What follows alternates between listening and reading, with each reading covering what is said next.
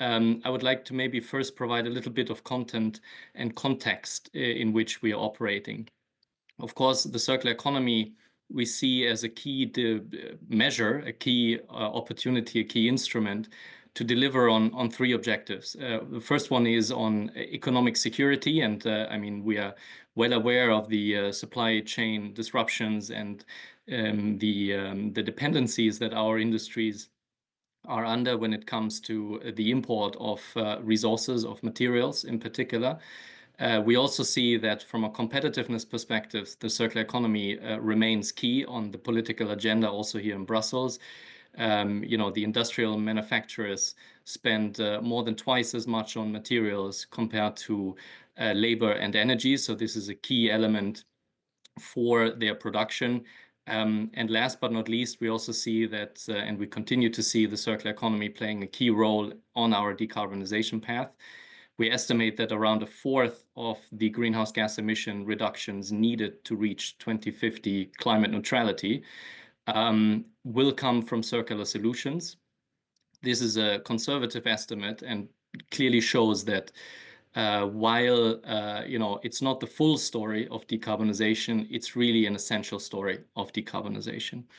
Now, within the context that we are working under already, we have done a lot of initiatives over the last 5 years as part of the European Green Deal. You know about the Eco Design for Sustainable Products regulation, most likely how products are being designed, but also in sectoral legislation such as packaging, such as plastics, such as textiles.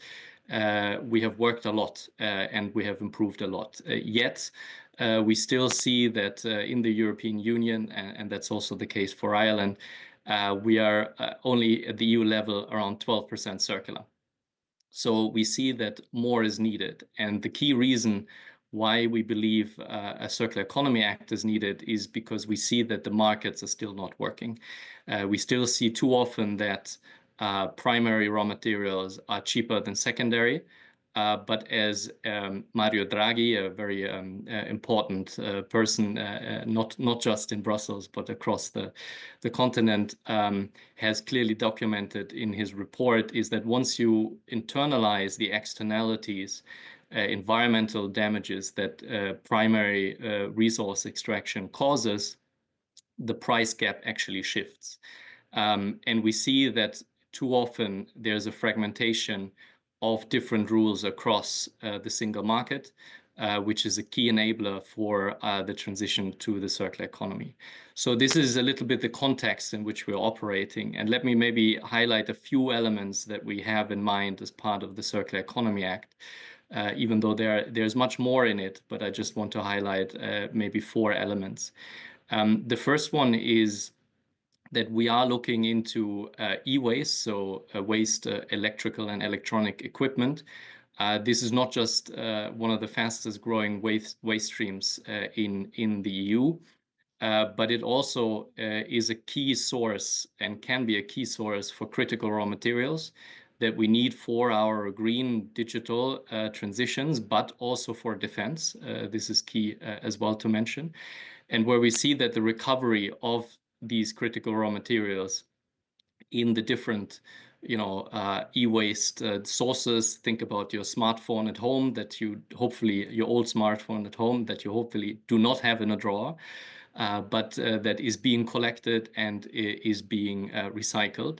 So this is one of the key measures that we are looking into, and we want to broaden the scope of what is currently under the legislation, but also we want to improve in particular when it comes to the recovery of such critical raw materials. A second pillar that we are looking into very specifically is on extended producer responsibility systems. Now we believe and continue to believe that these are a very important policy instrument for circularity, but that they need reform. They need reform to become more efficient and more effective.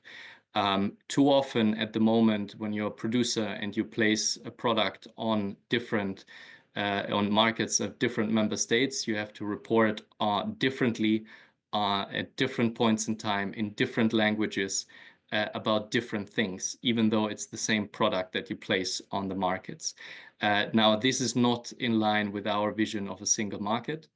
And so one of the things we want to do is we want to harmonize to a much larger extent these different systems to make them more impactful, but also to reduce the administrative burden that often, especially SMEs, face in this instrument, in applying this instrument.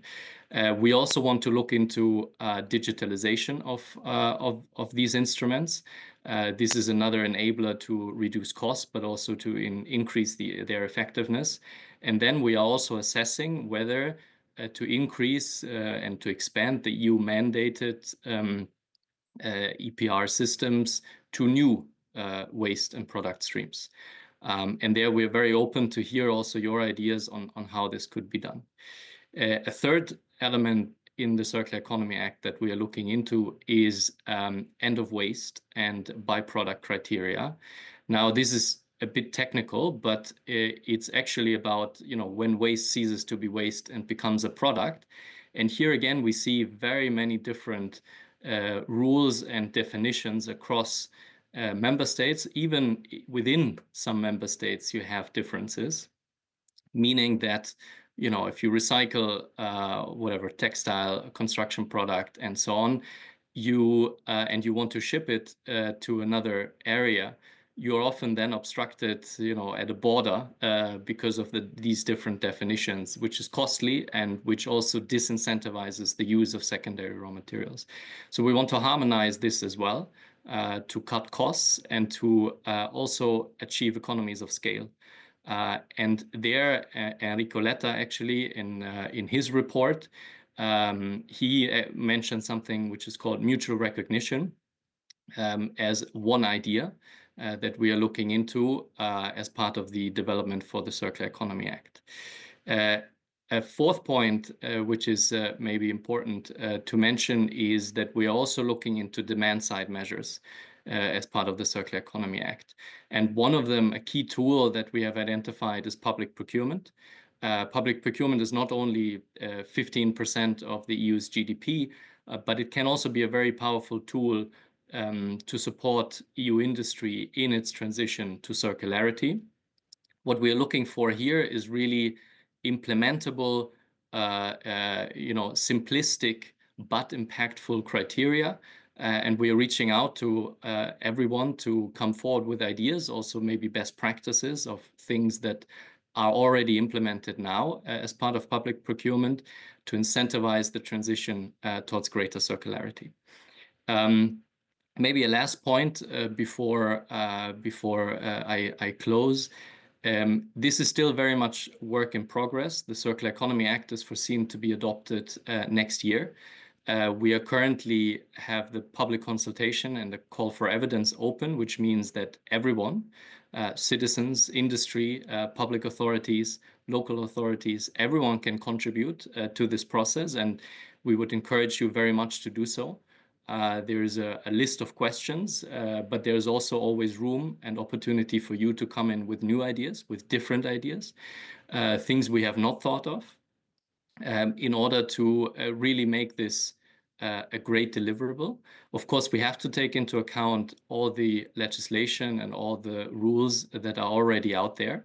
But we want to complement those and make the single market an effective tool for circularity. So if you have ideas along the process, not just now in the public consultation, but also beyond that in the future, this is a medium-term process. I mean, the Commission proposes something, then of course member states and the European Parliament are involved as well. So this will take a bit, but we have a real chance here to bring forward and to boost circularity. I would leave it here, maybe, if that's okay. And I'm very happy to also join then, of course, the panel and the discussions. Very much looking forward to your questions, and yet again, a call for you to participate and engage with us in Brussels, but also in Ireland itself in this process. Thanks a lot.